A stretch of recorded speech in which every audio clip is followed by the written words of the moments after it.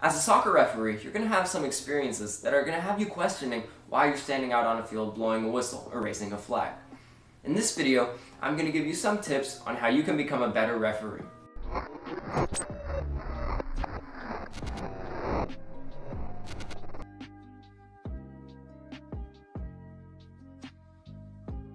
How's it going, everyone? Welcome back to another video. For those of you who don't know me, my name's Tanner. I'm a certified AYSO and United States Soccer Federation referee. My channel is dedicated to helping you become a better soccer referee, gain a better understanding of the game, and give you some insight on what goes through the mind of a soccer referee. Today, as you saw by the intro, I'm going to be explaining and giving you some tips on how you can become a better referee. So without further ado, let's get into the video. The first tip that I have is to get a good whistle. Now, I cannot stress how much everyone on the field, including myself, prefers to hear a nice, loud, clear, crisp, strong whistle to start the game, especially, rather than a cheap pea whistle that you're probably given when you first start refereeing. Getting a good whistle and being able to use it effectively is going to help you tremendously. It's going to make a huge difference in how you're treated as the referee. It's going to make it seem like, well, you should know how the game is played, but it's going to make it more clear that you know how the game is played, and you're going to get less people questioning you. So, get a good whistle. That's tip number one. Tip number two is to have confidence in yourself. Now, a lot of referees struggle with this one, and I still do to this day. But I've heard from many referees that the easiest way to do this is to stick with all of your decisions throughout the match, even if you know you screwed it up.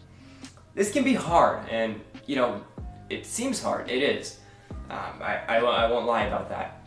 But sticking with your decisions is only going to help, because it's going to show everyone that you're not letting spectators, players, fans, whoever it may be, you're not going to let those outside influences call a game. And it's just going to increase your confidence in yourself. Other ways you can gain confidence include preparing for your matches, reaching out to your referee crew, the rest of your referee crew, before your assigned game, or even getting to the field early. All of these things are going to help you in the long run. The third tip is to know the rules of your local league before your match starts. And I've heard from a few referees about how, they were, refereeing a game at a tournament, and they didn't know the procedures if the game ended in a tie, if they would play extra time, if they would go straight to kicks from the mark, if they could end in a tie. And the game ended in a tie. So it's very important that you know if your game needs to have a winner, especially in tournaments. They may have, shortened halves or special rules for substitutions. So make sure to read up on your local league rules or tournament rules before your games start. It's also not a bad idea to review the laws of the game every once in a while. The fourth tip that I have is to understand the game. Now, each game that you referee is going to be different, and it's important that you, as a referee, are able to recognize how the players are playing, how the game is going, and make your decisions based off of that. Let's say that you're refereeing a match, for example, and the blue team commits a soft foul against the red team. Now, the game keeps going on. No one's retaliating, no one's upset about it, you're not losing control of the match. It's better in this case to let the players continue to play and not stop the game for every trifling and doubtful offense. Now, let's say, for example, that you're refereeing a game. The blue team commits a soft foul against the red team. However, this time the players retaliate, and the referee team could potentially lose control of the match. A mass confrontation starts, so on and so forth. If the potential to that happens, you're better to stop the game right there and punish for any misconduct that may have, occurred during that time frame. So it's very important that you are able to understand and comprehend as a referee what game the players are actually here to play. If they're here to play soccer or if they're here to play something else. You can tell if the game is going to start to get out of hand if the players start playing with more speed and aggression, or even if the sidelines begin to get more rowdy. The fifth tip that I have is to use your assistant referees to your advantage. Now, just because you're the referee in the middle with the whistle doesn't mean that you have to make every single one of your decisions. Remember, the assistant referees are there to assist the referee. So, it's perfectly okay if you let the assistant referees make calls based on offside, in and out of play, direction of restarts, even if you don't see it.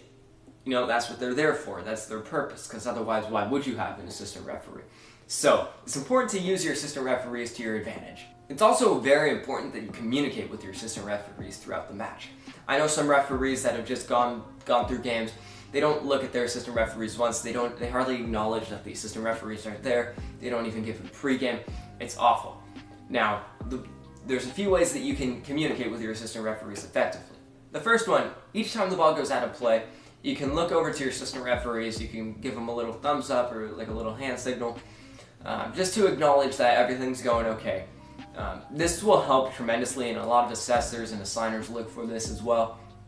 So just make eye contact. That's the biggest thing. Make eye contact, give a little hand signal, just make sure everything's running well. For example, when I'm refereeing a game in the middle with a whistle, during the pregame, I tell my assistant referees to hold the flag in their hand of the direction of the goal that the team awarded the throw is attacking. That might seem confusing, but it really helps because we're able to put our signals up at the same time, and it makes us look more professional, and we know what we're doing. So I like to use that method. There's a lot of other things that you can do with your assistant referees to improve communication and improve how the game's going to work. That's just one thing that I like to use. The sixth tip that I have is to communicate with the players. This one is very, very important. Now, you can use either hand signals, you know, you can use like stop or come here. You can use those kind of signals, but you should also use your voice. You know, the best case scenario is if you use both at the same time. This way, the players can understand what you're saying, and the spectators can understand what you're saying. This might not make sense, but the players can hear you, and the spectators can see what gestures you're making. Lastly, one additional tip is to maintain good fitness. As the referee, even as the assistant referee, you're going to be constantly moving just to stay in line with either the second to last defender or to keep up with play. And some games, if it's a cup game and there has to be a winner, they can last for over 2 hours. So it's very important that you as a referee you're in shape and you're able to keep up with the play in order to make the crucial decisions that you're going to have to make. And that is going to do it for this video. You can try implementing some of these techniques into your routine, but if you have any questions, leave them in the comments below. Thank you all for watching and have a great day.